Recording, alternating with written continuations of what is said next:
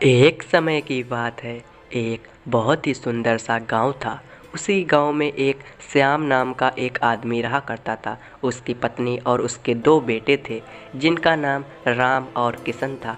वह दोनों बहुत ही ज़्यादा आलसी थे। पूरे दिन वह सिर्फ सोते ही रहते थे। उनके पिताजी इस बात से बहुत ही ज़्यादा परेशान रहा करते थे। तभी उसके पिताजी आते हैं। अरे नालायकों, कहाँ हो? अरे राम, किशन कहाँ है? अरे भगवान, तुम ही बताओ, कहाँ दोनों मर गए? उसकी पत्नी रीना पूजा कर रही थी। तभी वह कहती है कि वो दोनों तो सो रहे हैं। तभी उसके पिताजी जल्दी से जाकर उन्हें उठाने के लिए पिताजी राम और किशन के पास जाते हैं। अरे आज तो इन नालायकों को सबक ही सिखा दूंगा।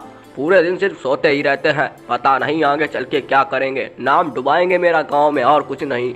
इन बदमाशों को तो आज मैं छोड़ूंगा ही नहीं। दरअसल राम और किशन बहुत ही लाडले थे अपनी माँ के।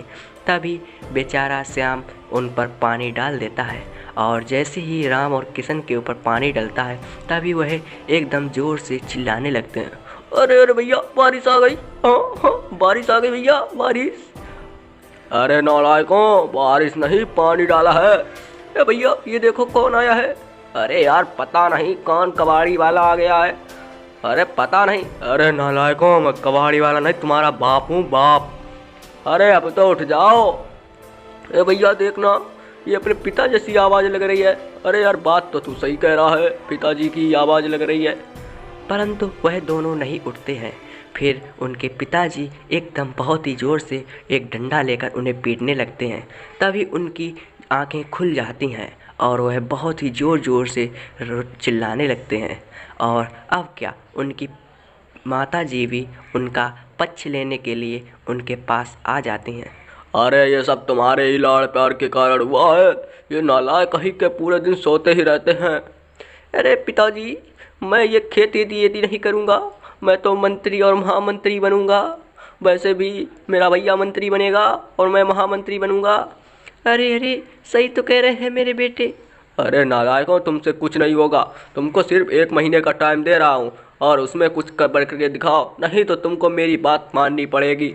नालायकों, फिर खेत में ही काम करना पड़ेगा। ठीक है पिताजी, जैसी आप कहें। वैसे बस 1 महीने के लिए मैं ज़रूर आपको मंत्री और मेरा भैया मंत्री बन के दिखाएंगे। ठीक है। अरे नालायकों, अब तो उठ जाओ। अरे पिताजी, अब तो 1 महीने का टाइम है, अब तो मुझको सोने दो ना। हाँ, अब आप अपना काम कीजिए, मैं तो चला सोने। ए जी, अब जाने दो भी ना, वैसे भी आप भी। तभी उसके पिताजी एकदम नाराज़ होकर वहाँ से चले जाते हैं। 12 बजे उनकी आंखें खुलती हैं। तभी वह वहाँ पर आते हैं। तभी उसके पिताजी, अरे लाड़ सापो, आ गए। अब पी लो खाना, खा लो, ठूस लो। तभी वह दोनों आराम से खाना खाने लगते हैं।